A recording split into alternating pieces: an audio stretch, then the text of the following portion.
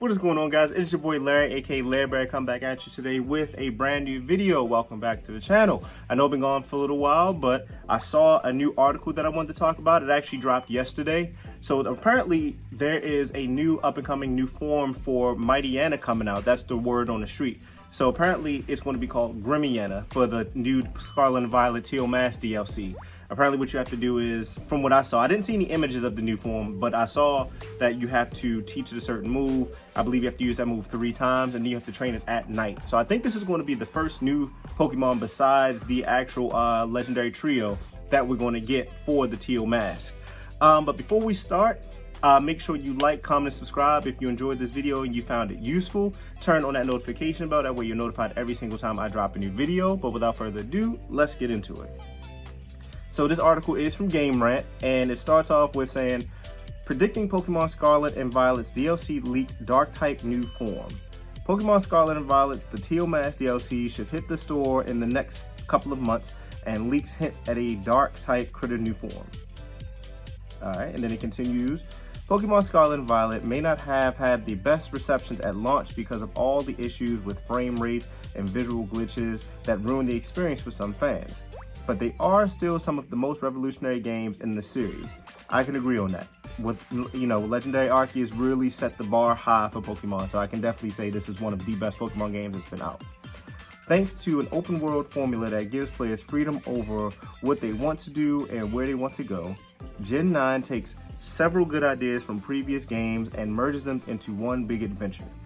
The time-traveling aspect of Pokemon Scarlet and Violet is tangible in many ways, from the storyline to the Paradox Pokemon and Paldea, but the same theme might stretch to the DLC and even go as far as connecting the games with Pokemon Legends Unova, all with a Dark-type critter.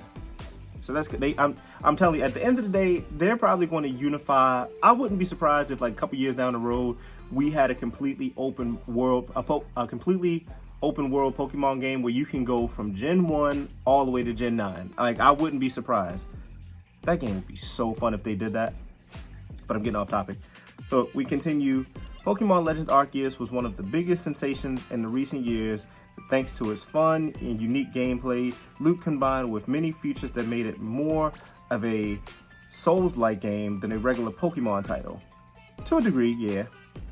We know with the random enemies and stuff like that. Yeah, I can see that aspect. Definitely not the horror aspect though.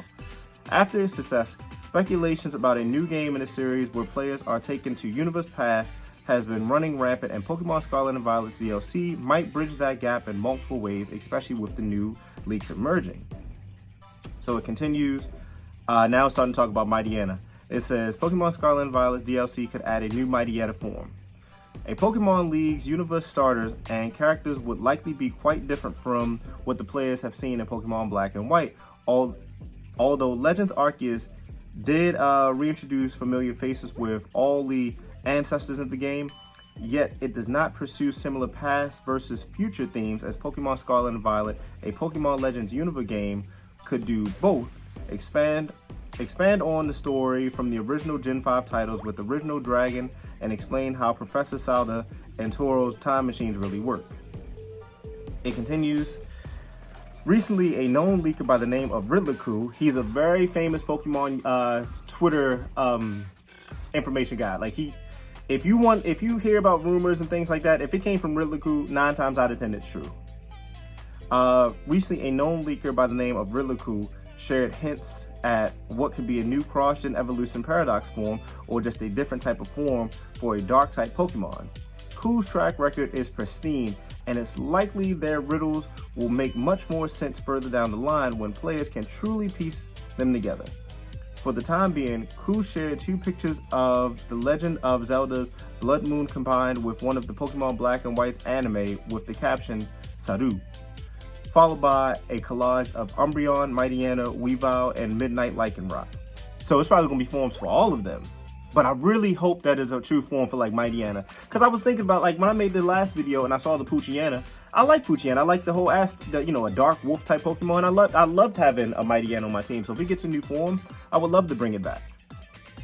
So it continues. Lycanroc is the odd one out when it comes to typings, as it is a pure rock type, even in its midnight form. However, the true outliner in the mixed is Mightyena, and that's for multiple reasons. For starters, Pokemon Scarlet and Violet's Pokédex already includes all of the other 3 in Paldea. But more importantly, Mightyena's pre-evolution Poochyena was seen in the Teal Mask DLC, like I just said, in the battle against Kiran.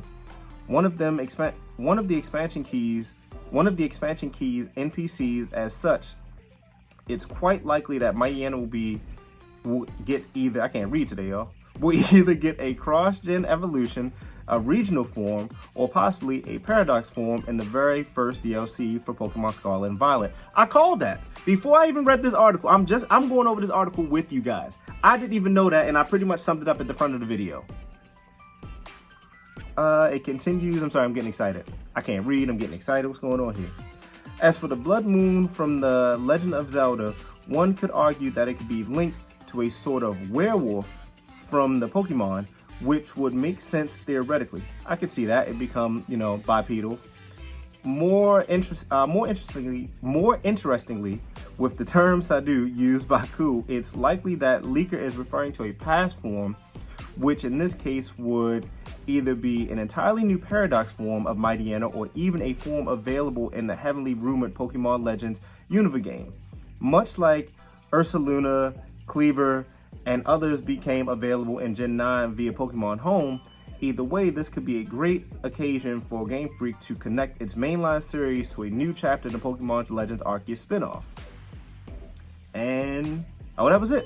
It was a short one today. Like I said, I was just going over this article with you guys. I didn't read this anything. I saw the title of it and I wanted to make a quick video.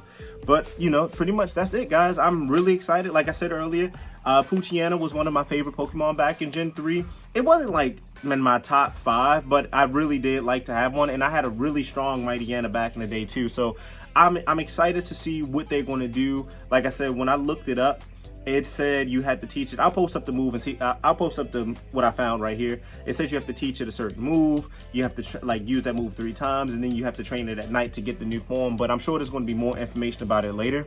But guys, that's pretty much it for now. I hope you enjoyed it. Remember to like, comment, and subscribe on this video if you enjoyed it, and turn on that notification bell. That way you're notified every single time I drop a new video. But until next time, guys, Larry Bear is out. Peace.